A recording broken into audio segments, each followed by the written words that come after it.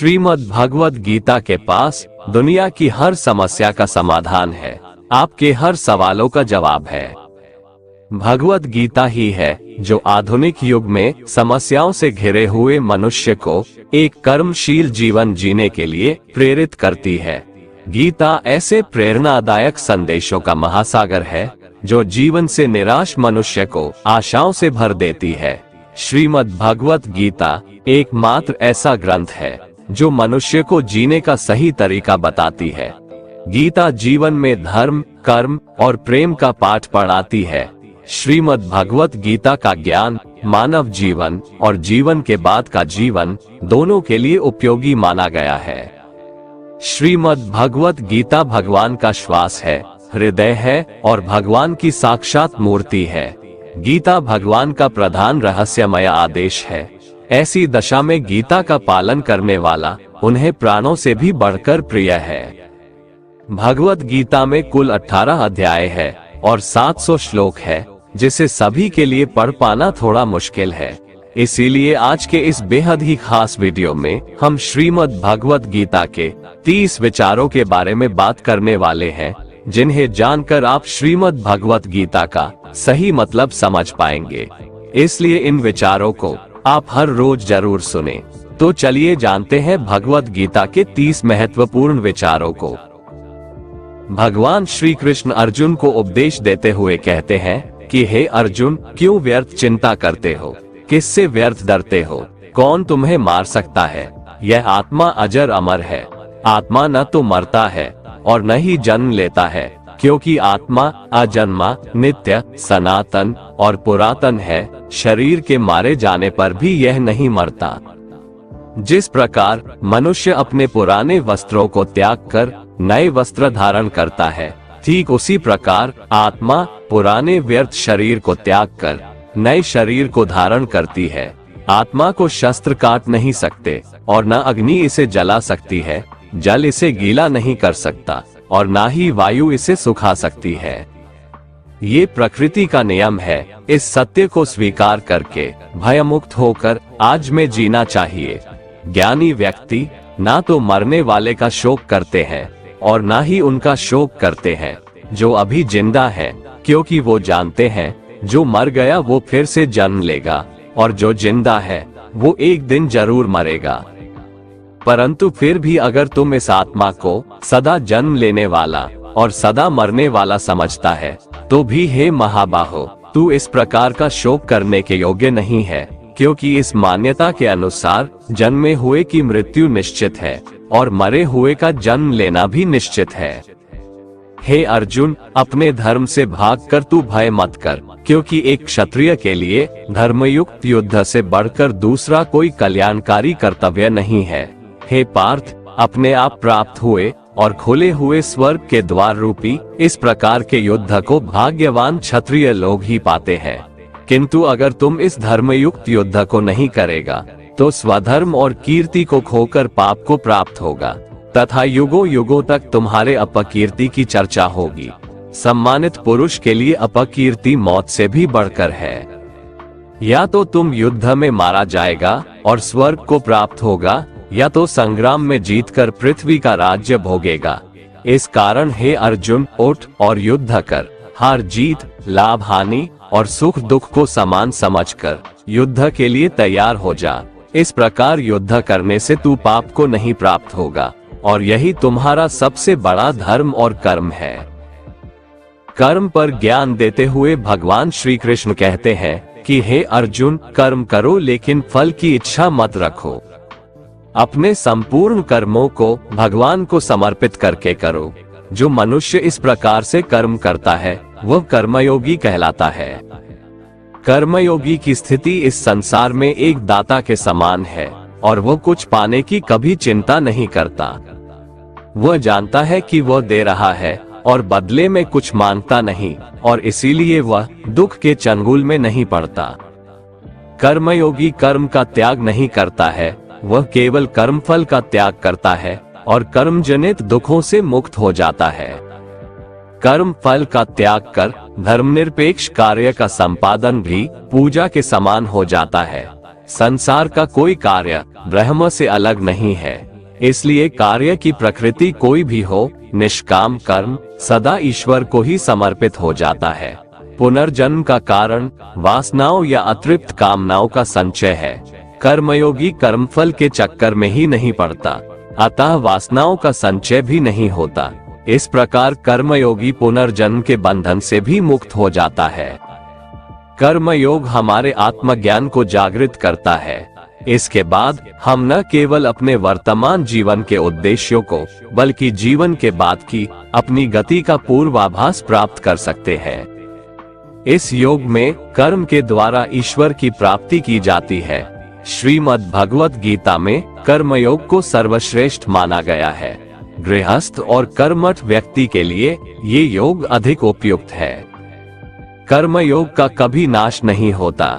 इसके संस्कार साधक के अंतःकरण में स्थित हो जाते हैं और वे साधक को दूसरे जन्म में पुनः साधन में लगा देते हैं। निष्काम भाव से किए गए कर्मों का विपरीत परिणाम भी नहीं होता है और ऐसा साधक भगवान को प्राप्त हो जाता है। श्री भगवान कहते हैं कि आसक्ति रहित कर्म वेदों से भी बढ़कर है। वेद भी सिर्फ 3 गुणों में समाप्त हो जाते हैं, उससे आगे वे भी नहीं जानते। उससे आगे है कर्म योग। श्री भगवान का कहना है कि कर्म करो लेकिन उससे आसक्ति मत रखो। बेहद बड़े जलाशय के प्राप्त हो जाने पर छोटे जलाशय में मनुष्य का जितना प्रयोजन रहता है, उसी तरह से जिसने ब्रह्म तत्व को समझ लिया, तब उसके लिए वेदों की कोई आवश्यकता नहीं रह जाती है। भगवान श्री कृष्ण कहते हैं, श्रेष्ठ पुरुष जैसा आचरण करता है, अन्य पुरुष भी वैसा ही आचरण करते हैं। वह जो कुछ प्रमाण देता है, समस्त मनुष्य समुदाय उन्हीं के पद चिन्हों पर अपने रास्ते चुनता है। इसलिए सज्जन व्यक्तियों को सदैव अच्छा व्यवहार करना चाहिए। हे अर्जुन, मेरा इन तीनों लोकों में न तो कुछ कर्तव्य है और न ही कोई वस्तु प्राप्त करने योग्य है, फिर भी मैं कर्म में ही बरतता हूँ, अर्थात मैं भी कर्म करते हुए अपने कर्तव्य का निर्वाह करता हूँ। श्री भगवान कहते हैं, हे पार्थ, यदि मैं कर्मों को करने में सावधानी ना बरतूं तो बड़ा अनर्थ हो जाएगा, क्योंकि मनुष्य सब प्रकार से मेरे ही मार्ग का अनुसरण करते हैं। इसलिए यदि मैं कर्म न करूं तो ये सब मनुष्य नष्ट भ्रष्ट हो जाएंगे और मैं संकर्ता का करने वाला हो जाऊंगा तथा इस समस्त प्रजा को नष्ट करने वाला बन जाऊंगा। हे भारत, जिनमें समझ नहीं होती वो कर्म में आसक्त होकर कर्म करते हैं। आसक्ति रहित विद्वान को भी चाहिए कि वह भी लोगों को सही दिशा दिखाने के लिए उसी प्रकार कर्म करे। जो ज्ञानी है, जिन्हें ईश्वर की सच्चाई मालूम हो चुकी है, उनकी ये जिम्मेदारी बन चुकी है कि उनके काम करने के तरीके से कहीं किसी और के मन में काम करने के प्रति अश्रद्धा या अपमान ना पैदा हो जाए। इसलिए उन ज्ञानी जनों के लिए ये जरूरी है कि वो ऐसा उदाहरण सामने रखें जिससे हर कोई अपना कर्म, अपना कर्तव्य करने के लिए प्रेरित हो। वास्तव में संपूर्ण कर्म सब प्रकार से प्रकृति के गुणों द्वारा किए जाते हैं, तो भी जिसका अंतःकरण अहंकार से मोहित हो रहा है, ऐसा अज्ञानी मैं करता हूँ ऐसा मानता है।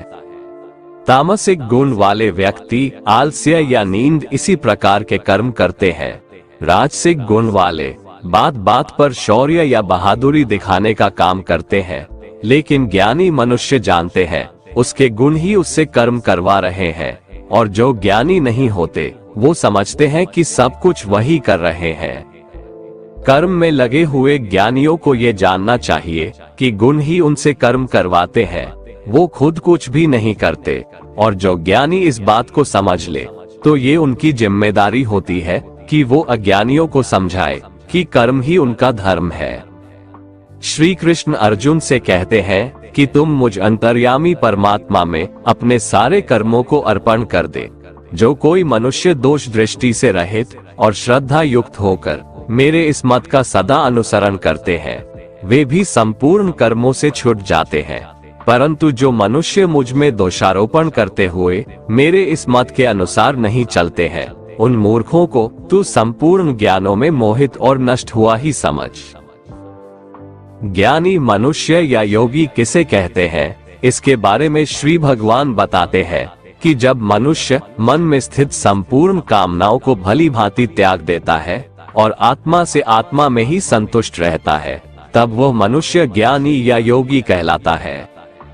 दुखों की प्राप्ति होने पर जिसके मन में उद्वेग नहीं होता, सुखों की प्राप्ति में जो सर्वथा स्पृहा रहित है तथा जिसके राग, भय और क्रोध नष्ट हो गए हैं, ऐसा मनुष्य ज्ञानी कहलाता है।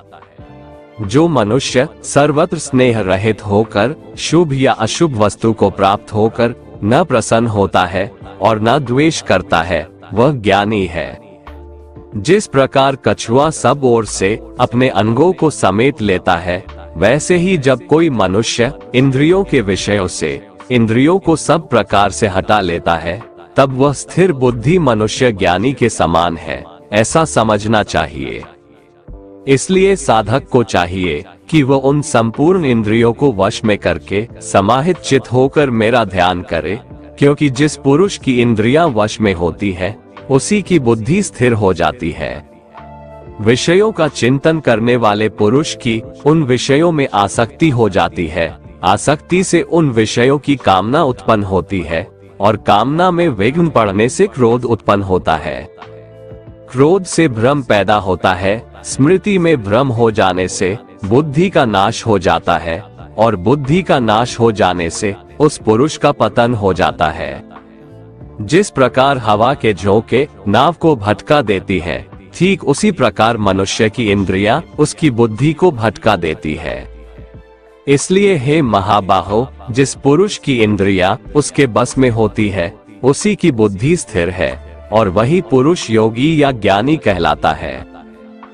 भगवान श्री कृष्ण कहते हैं, जिस प्रकार समुद्र की स्थिति अचल है, भारी से भारी आंधी तूफान आने पर या अनेक नदियों के जल प्रवाह उसमें प्रविष्ट होने पर भी वह अपनी स्थिति से विचलित नहीं होता, मर्यादा का त्याग नहीं करता, उसी प्रकार परमात्मा के स्वरूप में स्थित योगी की स्थिति भी सर्वथा अचल होती है। बड़े से बड़े सांसारिक सुख दुखों का संयोग वियोग होने पर भी उसकी स्थिति में जरा भी अंतर नहीं पड़ता। वह योगी परमात्मा में नित्य निरंतर अटल और एकरस स्थित रहता है। जो मनुष्य संपूर्ण कामनाओं को त्याग कर ममता रहित, अहंकार रहित और स्पृहा रहित होकर विचरण करता है, वही मनुष्य शांति को प्राप्त कर पाता है। मन पर नियंत्रण रखना जरूरी है। मनुष्य का मन वायु की तरह चंचल है। यह मन ही है जो मनुष्य को काम वासनाओं की तरफ भटकाता रहता है। अगर जीवन को सफल बनाना है तो मन पर काबू करना बहुत जरूरी है। मन को वश में करने से दिमाग की शक्ति केंद्रित होती है, जिससे कार्यों में सफलता मिलने लगती है। गीता के अनुसार जिस व्यक्ति ने अपने मन पर काबू पा लिया, वह मन में पैदा होने वाली बेकार की चिंताओं और इच्छाओं से भी दूर रहता है। साथ ही व्यक्ति अपने लक्ष्य को भी आसानी से प्राप्त कर लेता है। अगर मन को वश में नहीं करोगे तो वह तुम्हारा सबसे बड़ा शत्रु बन जाएगा। हमेशा शक करने वाला व्यक्ति कभी शांति प्राप्त नहीं कर पाता है, इसलिए संदेह करने से बचे। अधिक संदेह करने से मन की शांति भंग हो जाती है और व्यक्ति भ्रमित होकर अपने संबंधों को नष्ट कर डालता है। जो हुआ वह अच्छा हुआ, जो हो रहा है वह अच्छा हो रहा है, जो होगा वह भी अच्छा ही होगा। तुम भूत का पश्चाताप न करो, भविष्य की चिंता न करो, अभी तो वर्तमान चल रहा है।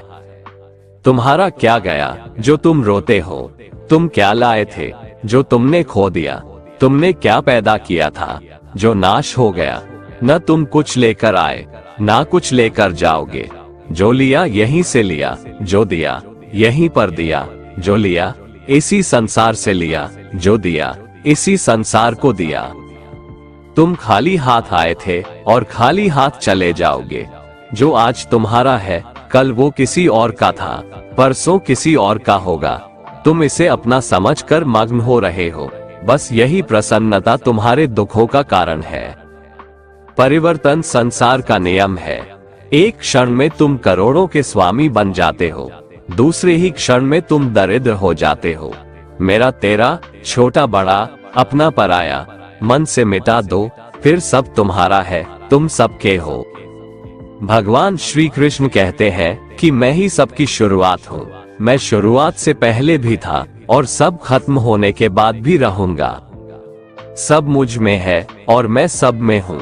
ये धरती, चंद्रमा, सूरज, मिट्टी, हवा, पानी सब मैंने बनाए हैं। मैंने ही भगवान, शैतान, राक्षस और इंसान बनाया। मैं ही ब्रह्मा हूँ, मैं ही विष्णु हूँ और मैं ही महेश हूँ। मैं धरती की मधुर सुगंध हूँ, मैं अग्नि की ऊष्मा हूँ। सभी जीवित प्राणियों का जीवन और सन्यासियों का आत्म स्वयं भी मैं ही हूँ। मैं ही सबका पालन पोषण करता हूँ और मैं ही सबका विनाश करता हूँ। मैं धरती के सभी प्राणियों को जानता हूँ, लेकिन वास्तविकता में मुझे कोई नहीं जानता। जब जब इस धरती पर पाप, अहंकार और अधर्म बढ़ेगा, तो उसका विनाश कर पुनः धर्म की स्थापना करने हेतु मैं अवश्य अवतार लेता रहूंगा। कान्हा कहते हैं, जिस प्रकार प्रकाश की ज्योति अंधेरे में चमकती है, ठीक उसी प्रकार सत्य भी चमकता है। इसलिए मनुष्य को हमेशा सत्य की राह पर चलना चाहिए। तन की सुंदरता मन को आकर्षित करती है, जबकि स्वभाव की सुंदरता हृदय को आकर्षित करती है। इसीलिए मनुष्य का स्वभाव हमेशा निर्मल होना चाहिए। कौन क्या कर रहा है, कैसे कर रहा है और क्यों कर रहा है, इन सब से आप जितना दूर रहेंगे उतना ही खुश रहेंगे। मनुष्य अपने हृदय से जो दान कर सकता है वो अपने हाथों से नहीं कर सकता, और मौन रहकर जो कुछ वो कह सकता है वो शब्दों से नहीं कह सकता। किसी भी व्यक्ति को ना तो समय से पहले और ना ही भाग्य से अधिक कुछ मिलता है, लेकिन उसे पाने के लिए सदैव प्रयत्नशील रहना चाहिए। दोस्तों, अगर आपको हमारा ये वीडियो पसंद आया तो कमेंट में जय श्री राधे कृष्ण लिखें, और ऐसे ही प्रेरणादायक वीडियो देखने के लिए हमारे चैनल को सब्सक्राइब कर लें। जय श्री राधे कृष्ण।